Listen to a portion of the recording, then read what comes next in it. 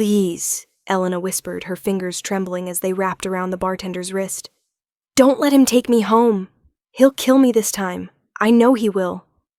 The bartender, a young woman with kind eyes and a name tag that read Sophie, froze mid-pour. Her gaze flickered past Elena's shoulder to the man who had just walked through the door of the velvet room, his tailored suit immaculate, his smile charming enough to fool anyone who didn't know better. Anyone who didn't see what Elena saw. Ma'am, Sophie started, but her voice died when she saw Elena's neck. The collar of her silk blouse had shifted, revealing the purple-black fingerprints that wrapped around her throat like a grotesque necklace. 2 seats over, a man set down his glass of bourbon.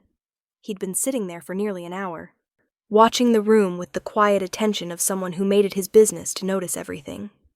His name was Julian Mercer, and in certain circles that operated in shadow, that moved money and power like chess pieces, his name was spoken with either reverence or fear. Often both. He was 46 years old, with silver threading through his dark hair at the temples, and lines around his gray eyes that spoke of a life lived on edges that would cut most men to ribbons. He'd built an empire from nothing, from the streets of Brooklyn, where he'd grown up hungry, from the favors he'd collected and the debts he'd enforced, from the absolute certainty that power was the only currency that mattered in a world designed to crush the weak. But there were rules. Even in his world, there were rules. And the man walking toward the bar, the one with the expensive suit and the predator's smile, had just broken every single one. Elena, the man called, his voice honey-sweet and sharp as broken glass. Darling, I've been looking everywhere for you. Elena's whole body went rigid. She didn't turn around. Couldn't.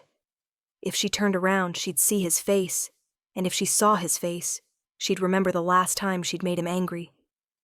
The way his hands had closed around her throat. The way the world had gone gray at the edges, while he'd smiled down at her and told her she'd brought this on herself. Always her fault. Everything was always her fault. I'm not going with you, Richard, she said, and she was proud that her voice didn't shake. Much. We're done. I told you. You told me a lot of things. His hand landed on her shoulder, fingers digging in hard enough to bruise. But we both know you don't mean them. You're just confused. You've been working too hard.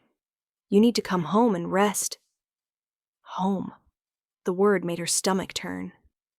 Home was the penthouse apartment he'd installed her in 3 years ago, when she'd been young and naive enough to believe his promises.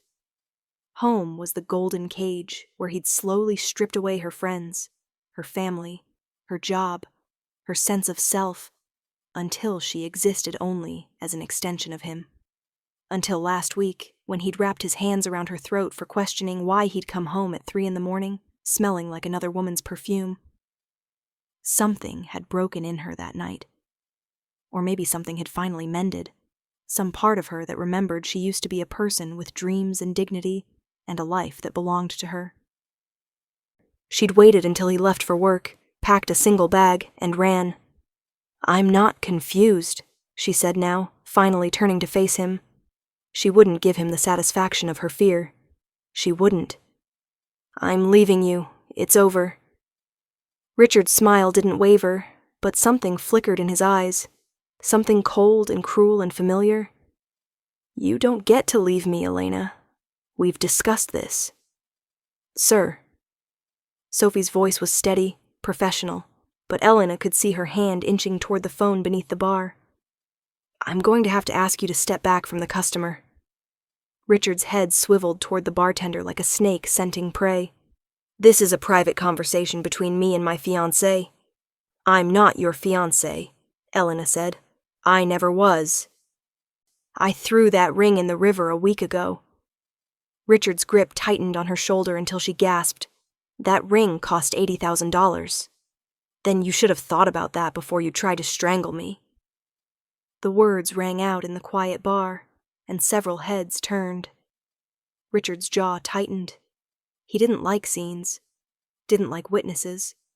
He was a man who did his worst work behind closed doors, where no one could see the monster beneath the Armani.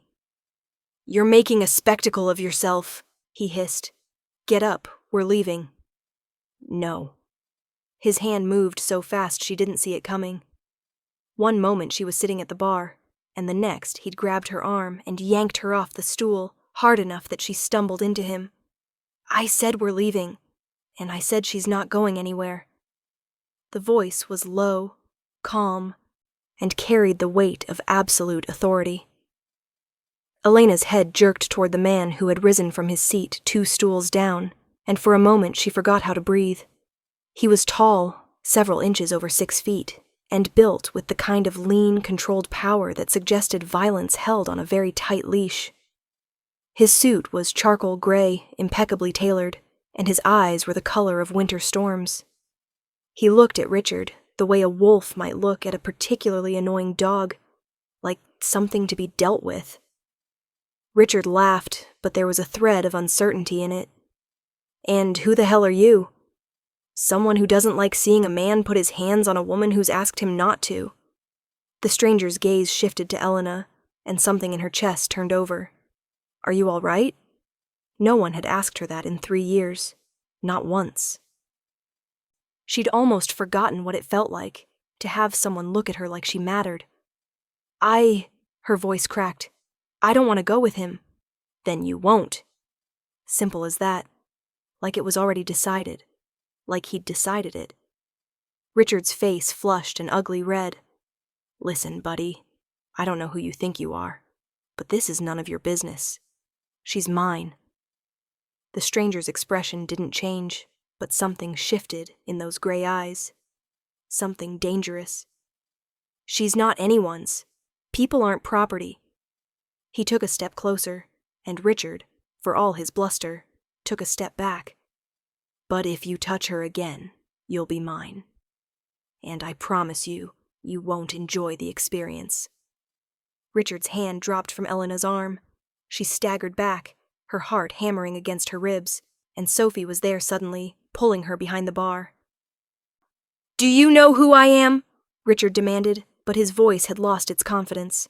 He was looking at the stranger the way prey looked at a predator, with the sudden, visceral understanding that he was outmatched. "Richard Ashford," the stranger said evenly. "Real estate developer. Family money, Harvard business degree. 3 ex-wives who all signed NDAs as part of their divorce settlements." A cold smile. "I make it my business to know men like you. The ones who think their money and their connections make them untouchable." Richard's face went white. "Who are you?" "Julian Mercer." The name hit Richard like a physical blow. Elena watched the color drain from his face, watched him take another step back, and understood with sudden crystal clarity that whatever world this stranger inhabited, it was far above Richard's pay grade. "I don't want any trouble," Richard said, and the transformation was astonishing. The swagger gone, the cruelty tucked away behind a mask of sudden, desperate politeness. "This is just a misunderstanding between me and my—" "There is no misunderstanding." Julian's voice was soft now, almost gentle, but Elena could hear the blade beneath the silk. "The lady said she doesn't want to go with you, which means you're going to leave. Alone. Tonight. And every night after." "You can't. I can." Julian reached into his jacket. Richard flinched and pulled out his phone. "And if I see you near her again, if I hear you've tried to contact her, if you so much as drive past her apartment, I will personally see to it that every one of those NDA files finds its way to the New York Times. Along with the police reports that 3 women were too afraid to file." He smiled. "I have those too, by the way. I have everything." Richard stood there for a long moment, rage and fear warring on his face. Elena waited for him to explode, to throw a punch, to do something that would prove what kind of man he really was. But in the end, he did what all bullies do when faced with someone they can't intimidate. He backed down. "This isn't over," he said, but the words were hollow. They both knew it was exactly that. Julian watched him leave, those gray eyes tracking him all the way to the door and out into the night. Only when the door swung shut did some of the tension leave his shoulders. He turned to Elena, and his expression shifted, softened, in a way that made her chest ache. "He's gone," Julian said quietly. "You're safe." And something in Elena broke. The tears came without warning. Hot, messy, ugly tears that she couldn't stop, that she'd been holding back for weeks, months, years. She pressed her hands to her face and sobbed like she was emptying out all the fear and the shame and the loneliness she'd been carrying for so long. She was dimly aware of Sophie bringing her water, of Julian saying something low and soothing that she couldn't quite make out, of a warm hand settling on her shoulder. Gentle, so gentle, giving her a choice she hadn't had in years. "I'm sorry," she managed between gasps. I'm not usually... You don't have to apologize." Julian's voice was steady, an anchor in the storm. "You did something incredibly brave tonight. Give yourself a moment to feel it." Brave. She didn't feel brave. She felt small and scared and utterly alone in a city of 8 million people. "I don't have anywhere to go," she heard herself say. I left everything. I've been staying in a motel, but he found me. He tracked my phone, and her voice broke. "I don't know what to do." Julian was quiet for a moment. Then, "Come with me." Elena looked up, startled. "What?" "I have a guest house," he said. "It's secure, genuinely secure, not just a deadbolt and a prayer. You can stay there tonight, figure out your next move in the morning when you've had some sleep and you're not running on adrenaline and terror." She stared at him. "You don't even know me." "I know that you need help. I know that I can provide it. That's enough." Every survival instinct Elena had screamed at her to refuse. She'd just escaped one dangerous man. Why would she put herself in the hands of another? A man who, from what she'd just witnessed, was powerful enough to make Richard Ashford run scared. But there was something in his eyes, something she couldn't quite name. He looked at her like she was a person.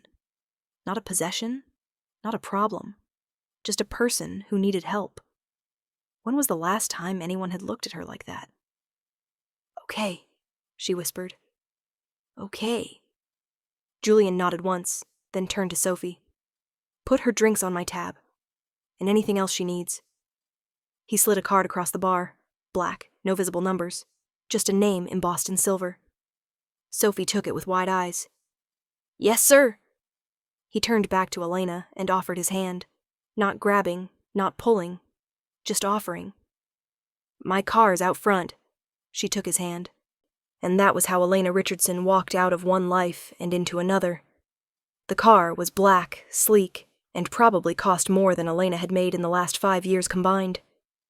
A driver held the door for them, his expression carefully neutral, and Elena slid into leather seats that felt like butter against her skin. Julian settled beside her, leaving a careful distance between them. "Are you hurt? Do you need medical attention?" "No, the bruises are old, from last week." She touched her throat unconsciously. "They're healing." His jaw tightened almost imperceptibly. "How long?" "How long what?" "How long has he been hurting you?" She looked away, out the window at the city lights streaming past. "It started slow. A comment here, a criticism there. He isolated me from my family first, then my friends, then my job. By the time he started," she swallowed. "By the time it got physical, I had nothing left. No one to call, nowhere to go. I thought I was trapped." "You're not trapped anymore."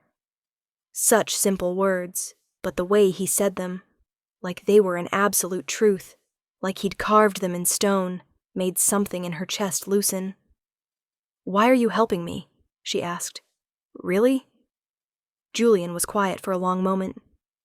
The city lights played across his face, illuminating angles and shadows, and Elena found herself studying him.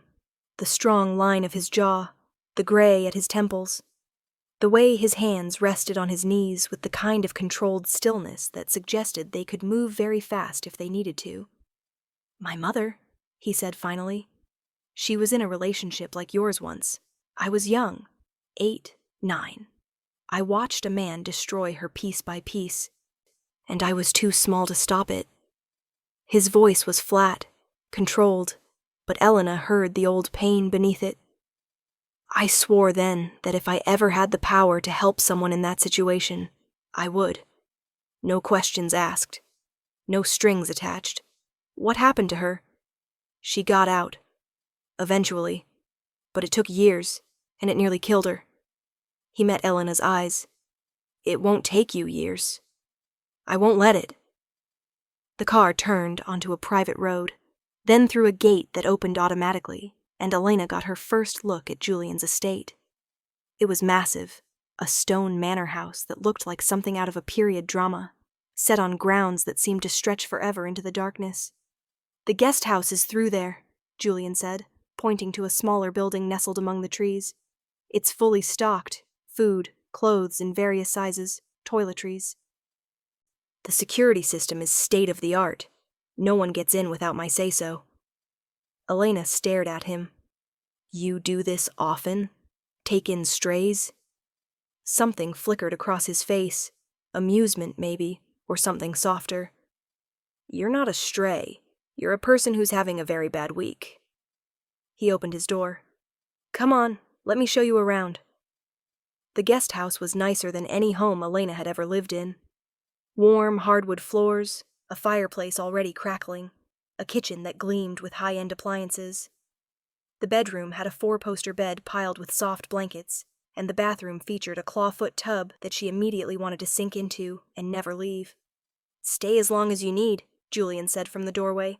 There's no expiration date, no expectations. When you're ready to figure out your next steps, I can help with that too. Lawyers, restraining orders, whatever you need. He paused. But for tonight, just rest. Thank you, she whispered. The words felt inadequate. I don't know how I'll ever... You don't have to repay me, he said firmly. This isn't a transaction. It's just... He seemed to search for the words. It's just the right thing to do. He left her then, and Elena stood in the middle of that beautiful room and cried again. But this time, the tears felt different. They felt like release. She stayed. One night became 2, then a week, then 2 weeks. Julian was scrupulously respectful. He never came to the guest house uninvited, never made her feel like she owed him anything. But he called each morning to check on her, and his housekeeper brought meals. And slowly, Elena began to remember what it felt like to breathe. On the 3rd day, she found a laptop on the kitchen counter with a note. In case you need to reach anyone, the Wi-Fi password is sanctuary. She'd laughed at that, actually laughed, the sound rusty from disuse, and sent an email to her sister for the first time in 2 years. On the 5th day, Julian's lawyer arrived with paperwork for a restraining order. Elena signed with hands that only shook a little. On the 7th day, Julian invited her to dinner at the main house. You don't have to, he said over the phone, but I thought you might like some company, and my cook is making her famous chicken parmesan. Elena found herself saying yes.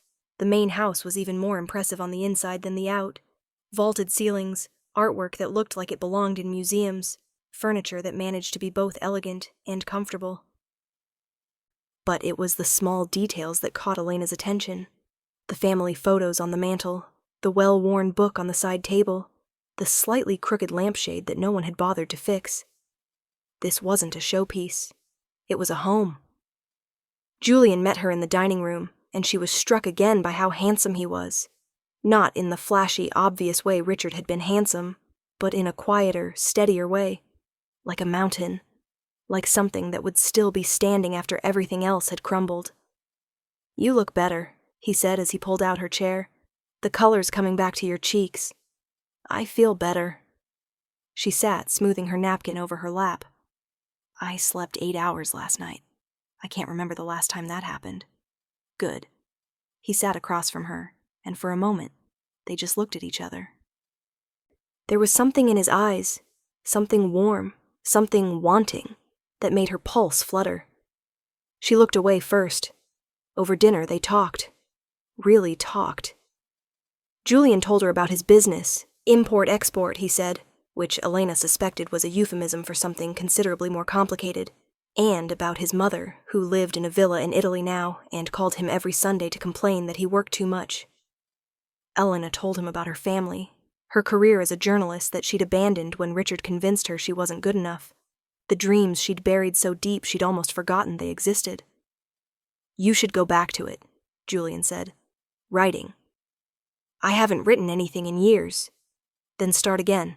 There's no rule that says you can only do it when conditions are perfect." He leaned forward, and his eyes were intense. "You survived something terrible. That's worth writing about." Something bloomed in Elena's chest, something that felt dangerously like hope. After dinner, he walked her back to the guest house. The night was cool and clear, stars scattered across the sky like spilled diamonds, and Elena felt a peace she hadn't known in years. "Julian," she said at her door. "Yes?" She turned to face him. He was standing close enough that she could see the silver in his hair, the crow's feet at the corners of his eyes, the slightly crooked set of his nose from what must have been an old break. Close enough that if she rose on her toes, she could kiss him. She didn't. Not yet. But she wanted to. "Thank you," she said instead. "For everything." He reached out and tucked a strand of hair behind her ear. Gentle. So gentle, and something electric arced between them. "Good night, Elena," he murmured. She watched him walk away and knew, with a certainty that settled into her bones, that she was in trouble. The best kind of trouble. The attack came on the 16th night. Elena was in the guest house, curled up on the couch with a book she wasn't really reading, when she heard the crash. Glass breaking, voices shouting, and then gunshots. She was on her feet before she consciously decided to move, heart hammering, every nerve screaming at her to run. But run where? And to whom? Julian. She grabbed her phone and sprinted for the main house, ignoring every instinct that told her to hide, to protect herself, to save her own skin. Because Julian was in there, and something was wrong, and she wouldn't, let him face it alone. She didn't stop to think about what that meant, what it said about feelings she wasn't ready to name. The front door was unlocked, unusual, and Elena slipped inside to find chaos. 2 men in black masks were down, unconscious or worse, and Julian was in the center of the foyer, locked in combat with a third. He moved like water, like violence made art, and even as her heart seized with fear, some part of Elena recognized that she was seeing him truly for the first time. This was what he was. This was the power that had made Richard Ashford run scared. Julian took the third man down with a brutal efficiency, then straightened and saw her. "Elena." He crossed to her in 3 long strides, his hands going to her shoulders, her face checking for injuries. "Are you hurt? Did they—" "I'm fine. I heard the shots and I thought—" Her voice broke. "I thought you were hurt." His expression did something complicated, softened and sharpened at the same time. "You shouldn't have come. You should have hidden." "I couldn't." She gripped his shirt, felt the thundering of his heart beneath her palm. "I couldn't leave you." For a long moment they just stood there, breathing each other's air, the chaos of the attack fading into background noise. Julian's hand came up to cup her face, his thumb tracing her cheekbone, and Elena saw the question in his eyes. "Elena." She answered by pulling him down and kissing him. It wasn't soft, wasn't gentle. It was desperate and fierce, and full of all the things they hadn't said. The fear, and the want, and the overwhelming relief of being alive, of being together. Julian made a sound low in his throat and kissed her back. His arms wrapping around her like he was trying to absorb her into himself. When they finally broke apart, both breathing hard, Julian pressed his forehead to hers. "This is a terrible idea," he said roughly. "My life is dangerous. My world is... I know what your world is." She pulled back to look at him. "I saw it tonight, and I'm still here." You could get hurt. I've been hurt, she said quietly. I've been trapped and controlled and diminished by a man who was supposed to love me. That's not what this is. This is my choice. You are my choice. Something cracked in Julian's expression, the last of his resistance maybe, and he pulled her close again. Then I'm yours, he said against her lips. God help us both. I'm yours. The men who attacked had been sent by one of Julian's rivals. A power play, a message. Nothing to do with Elena at all. But it changed something between them, clarified it. She moved out of the guest house and into the main house, into his room, into his life. And Julian, ruthless, powerful, dangerous Julian, turned out to be the gentlest man she'd ever known. He brought her coffee in bed every morning. He read her drafts when she started writing again, offering feedback that was honest and encouraging in equal measure. He introduced her to his mother over video call. Mama, this is Elena. Be nice to her. And pretended not to notice when Elena cried afterward at being welcomed so warmly. He never raised his voice at her, never grabbed her, never made her feel small. He treated her like a partner, an equal, a woman whose thoughts and feelings mattered. It was the strangest thing, being loved by a man who controlled an empire, who could end rivals with a phone call, who lived in a world of shadow and danger, and yet feeling safer than she ever had in her life. 3 months after that first night at the bar, Elena's article was published.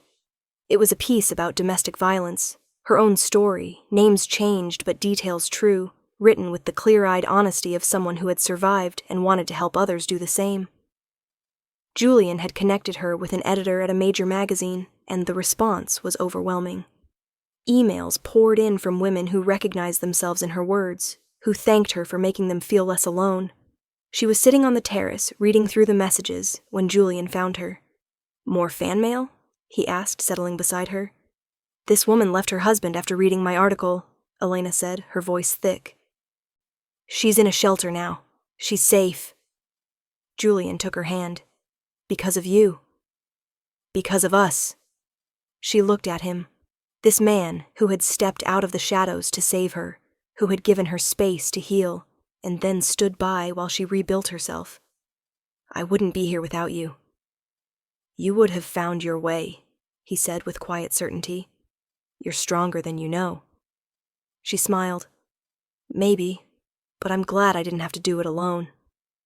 Julian was quiet for a moment. Then he reached into his jacket and pulled out a small velvet box. Elena's heart stopped. I know it's fast, he said. I know your last experience with this was... He stopped, swallowed. For the first time since she'd known him, he looked uncertain. I'm not asking you to decide now. I'm not asking you to say yes today, or even this year. He opened the box. The ring inside was simple, a band of white gold set with a single diamond that caught the light like a star. I want you to know that this is where I'm going, Julian said, that this is what I want, a life with you. A real life, not just 2 people sharing space, but a partnership, a family, if you want that, a future. His gray eyes met hers. I love you, Elena. I didn't expect to. I didn't plan for it. But I do, with everything I am. And I will spend the rest of my life proving to you that love doesn't have to mean pain. Tears blurred Elena's vision. She remembered the woman she'd been 4 months ago, bruised, broken, begging a bartender for help, believing she would never escape, never heal, never be loved properly. She looked at the man in front of her, the man who had saved her, not by swooping in and taking over, but by giving her the space and the support to save herself. The man who was powerful enough to make the world bend to his will, but who touched her like she was precious. Yes, she said. Julian blinked. Yes? Yes, I'll marry you. She laughed through her tears. I don't need to wait. I don't need time to think about it. I know what I want, Julian. I know who I want. And it's you. The smile that broke across his face was the most beautiful thing she'd ever seen, open and wondering and full of joy. He slid the ring onto her finger, then pulled her into his arms and kissed her, and Elena felt it all the way to her soul. This was what love was supposed to feel like. This was what she'd been searching for without knowing it. This was home. 6 months later, they were married on the grounds of the estate, surrounded by Elena's family, reunited, reconciled, welcomed, and Julian's inner circle. His mother flew in from Italy and cried through the whole ceremony. Elena's sister was her maid of honor, and Richard Ashford was nowhere to be found. Elena had heard through the grapevine that he'd relocated to Europe. Business opportunities, supposedly, though everyone knew the truth. Julian Mercer had made it very clear that Richard's continued presence in New York would be bad for his health, and Julian Mercer was not a man people disobeyed. But Elena didn't think about Richard anymore. Not when she woke up in Julian's arms every morning. Not when she sat down at her desk to write, the words flowing in a way they never had before. Not when she visited the shelter where she now volunteered, helping other women find their way out of the darkness. She was too busy living. On their 1-year anniversary, Julian took her back to the Velvet Room. Sophie was still working there, and she grinned when she saw them come in hand. "I knew it," she said, setting 2 glasses of champagne on the bar. "I knew that night was going to turn into something. You could see it in the way he looked at you." "How did he look at me?" Elena asked, curious. Sophie considered. "Like you were worth going to war for." Julian's hand found the small of Elena's back. "She was," he said simply. "She is." They sat at the same bar where it had all started, sipping champagne and talking about nothing important, and Elena marveled at how different everything was, how different she was. A year ago, she'd walked into this bar terrified, desperate, convinced that her life was over. She'd begged a stranger for help and put her trust in a man she didn't know because she had nothing left to lose. Now she walked through the world with her head high. She had her family back, her career back, her sense of self back. She had a husband who adored her, a purpose that fulfilled her, a future that glittered with possibility. And she had Julian, her protector, her partner, her person, the Mafia boss who had been 2 seats over. "Thank you," she said, turning to face him, "for that night, for every night since." Julian set down his glass and took her hands. "You don't ever have to thank me for loving you." "I know, but I want to." She squeezed his fingers. "You gave me my life back." "No." He shook his head, his gray eyes soft. "You gave yourself your life back. You were brave enough to leave, brave enough to ask for help, brave enough to start over." He lifted her hand to his lips and kissed her knuckles. "I just had the good fortune to be there when you did." Elena felt tears prick her eyes, but they were good tears. Happy tears. "I love you," she said. "I love our life. I love who I am when I'm with you." "I love you," Julian echoed. "And I will spend every day making sure you never forget it." He kissed her then, right there in the bar where they'd met, and Sophie wolf whistled from behind the counter, and someone in the back started clapping, and Elena laughed against Julian's mouth because it was all so ridiculous and so perfect. A year ago, she'd begged a bartender not to let a monster take her home. Now she was going home with the man she loved, to the life she'd built, to the future they'd create together. And she would never, ever beg again. But happily ever after, Elena would learn, didn't mean the end of trouble. It meant having someone to face it with. The call came on a Tuesday afternoon, 18 months into their marriage. Elena was in her office, a sunny room Julian had converted from a guest bedroom, with floor-to-ceiling windows and a desk that overlooked the garden, when her phone buzzed with an unknown number. She almost didn't answer. She'd learned to be cautious about unknown numbers, about unexpected contacts, about anything that smelled like the past trying to claw its way back into her present. But something made her pick up. "Mrs. Mercer?" The voice was male, professional, with an undercurrent of urgency that made her stomach tighten. "This is Detective Morrison with the NYPD. I'm calling about your husband." The world stopped. "What happened?" Her voice came out steady, but her hands were shaking. Is he hurt?" "He's been arrested, ma'am. I need you to come down to the precinct." Arrested? The word hit her like a physical blow. She knew what Julian was, had always known from that very first night when his name had made Richard Ashford turn white with fear. She knew that his business operated in shadows, that he moved in a world where the law was something to be navigated around rather than followed. She'd made peace with it because the man she knew, the man who brought her coffee and read her drafts and held her through nightmares, was not a monster. But the law didn't care about the man she knew. The law only cared about evidence. "I'll be there in 20 minutes, she said, and hung up before the detective could respond. The drive to the precinct was a blur. Elena's mind raced through possibilities: a rival's betrayal, a deal gone wrong, a witness who'd finally decided to talk. Julian had enemies. That was the nature of his world. But he was careful, so careful. And he had lawyers and accountants and fixers whose entire job was to keep him insulated from exactly this kind of thing. So what had gone wrong? She found out when she walked into the precinct and saw the man sitting across from the booking desk. Richard Ashford. He looked different than she remembered. Thinner, paler, with a hollowness around his eyes that suggested the last 2 years hadn't been kind to him. But when he saw her, that familiar smile spread across his face. The charming one. The dangerous one. "Elena," he said, like they were old friends. "You look well. Marriage agrees with you."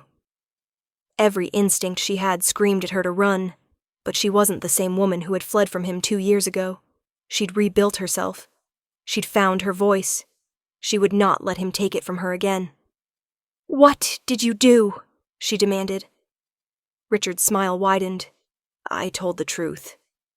Isn't that what you're always advocating for in those little articles of yours? The truth?" He leaned forward, and his eyes were cold, cold, cold. "Your husband threatened me. He blackmailed me. He forced me out of my home, my city, my entire life, and I have the evidence to prove it." Elena felt the blood drain from her face. "He did that to protect me," she said. Because I what?" Richard stood, and she took an automatic step back. "Old habits. Because I loved you? Because I wanted to take care of you? You were mine. Elena, you belonged to me. And your husband stole you away, and then used his criminal empire to destroy my reputation." His voice rose. "Do you have any idea what he cost me? The deals that fell through, the doors that closed. I had to start over in a country where no one knew me, all because Julian Mercer decided to play white knight for some ungrateful. That's enough." The voice came from behind Elena, and she turned to see Detective Morrison, a tired-looking man in his 50s with a wedding ring and a coffee stain on his tie. He didn't look particularly impressed by either of them. "Mr. Ashford, you've made your statement. You can go." He turned to Elena. "Mrs. Mercer, your husband is in interrogation room 3. His lawyer's already here." Elena walked past Richard without another word, but she felt his eyes on her back like a brand. This wasn't over. He hadn't come back after 2 years just to file a complaint and walk away. He wanted revenge, on Julian for humiliating him, and on her for leaving. And he'd figured out exactly how to get it. Julian was sitting at a metal table when she entered, his lawyer, a sharp-faced woman named Victoria, beside him. He looked calm, controlled. But when he saw Elena, something flickered in his eyes. "You shouldn't be here," he said. "Don't be ridiculous." She sat down across from him. "What's happening?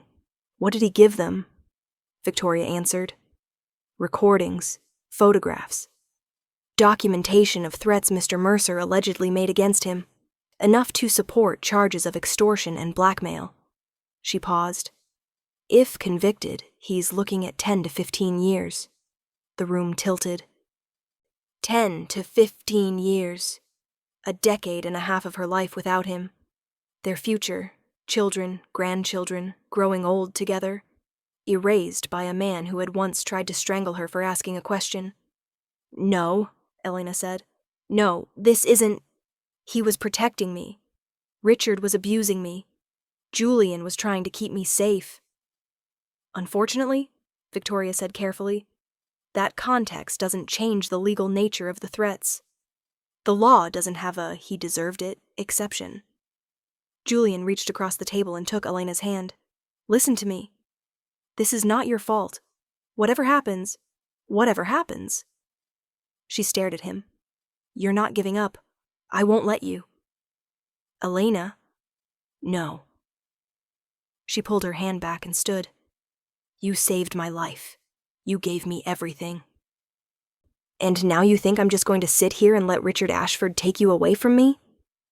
Her voice was shaking, but not with fear, with fury. "I am not that woman anymore, Julian. I don't run. I don't hide. I fight."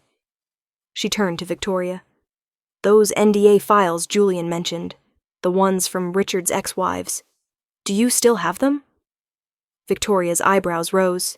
"Yes, but they're protected by— I don't need to release them. I need to contact the women who signed them." Elena's mind was racing, pieces clicking into place. Richard built his case on being a victim, but he's not a victim. He's a predator with a pattern, and I'm not the only woman he's hurt.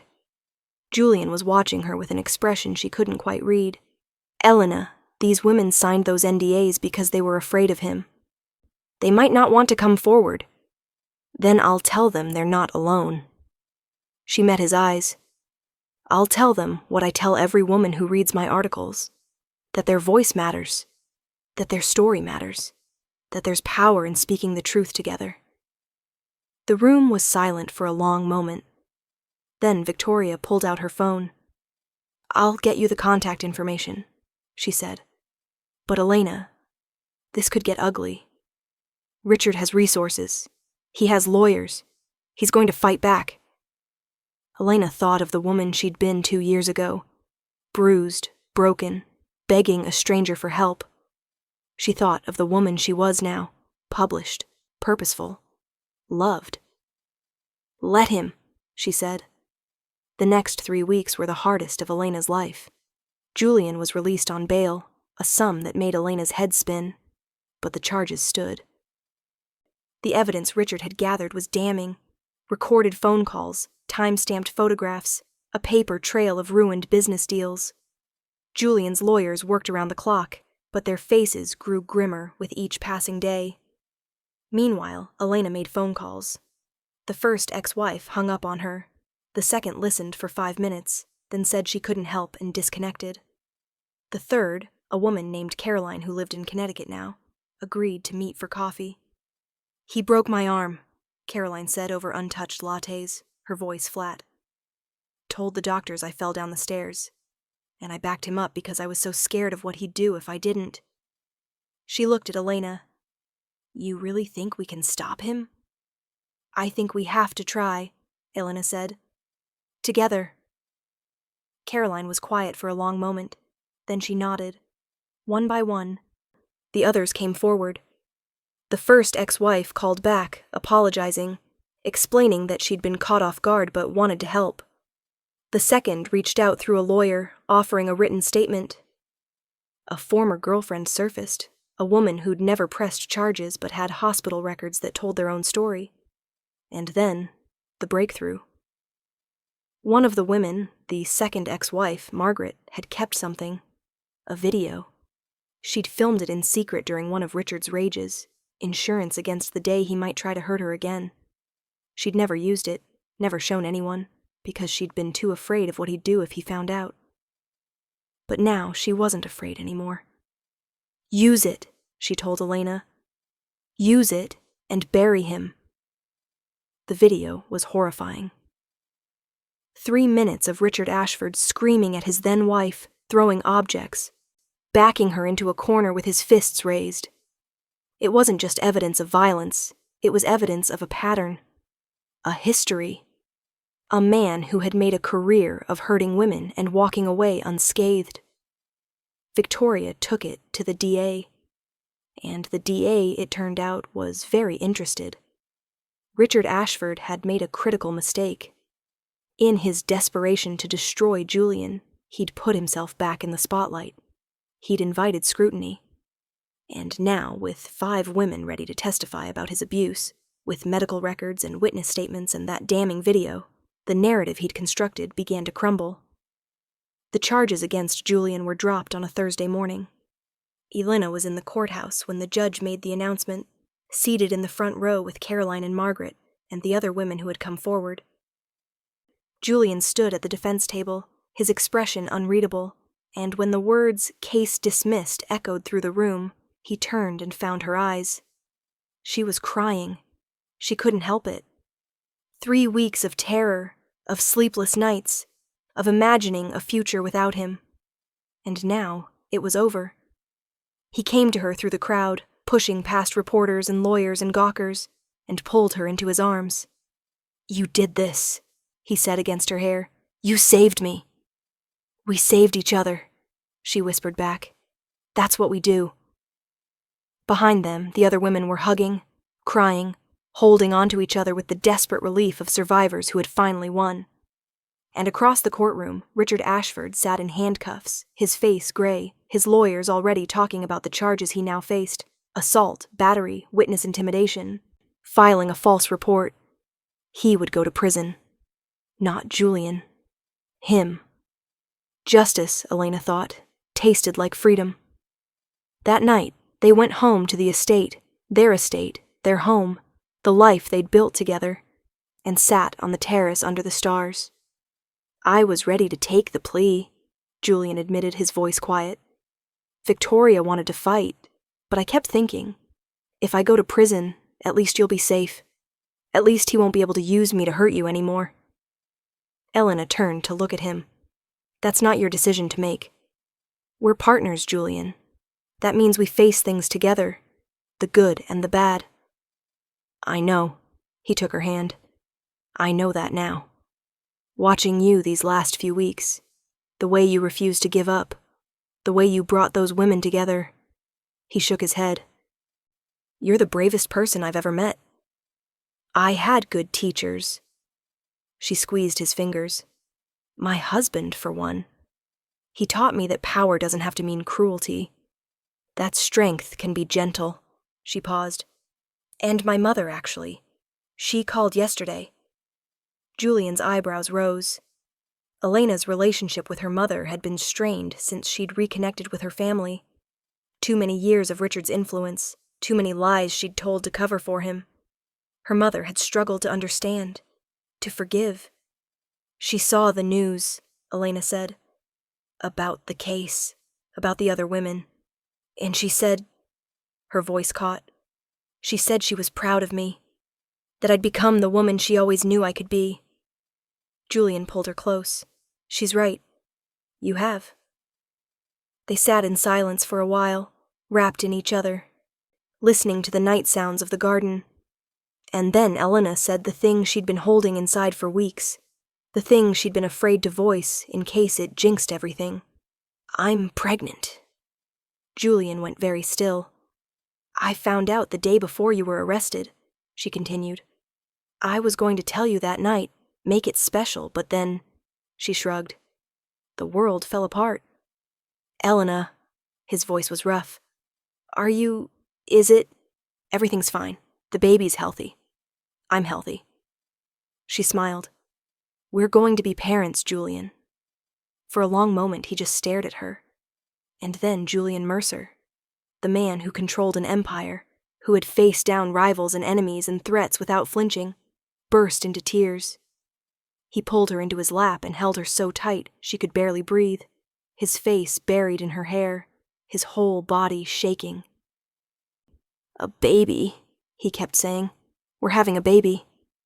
"We are," she laughed, crying too now, because how could she not? "We're going to be a family." He pulled back to look at her, and his gray eyes were shining. "I'm going to be better," he said. "For you, for our child."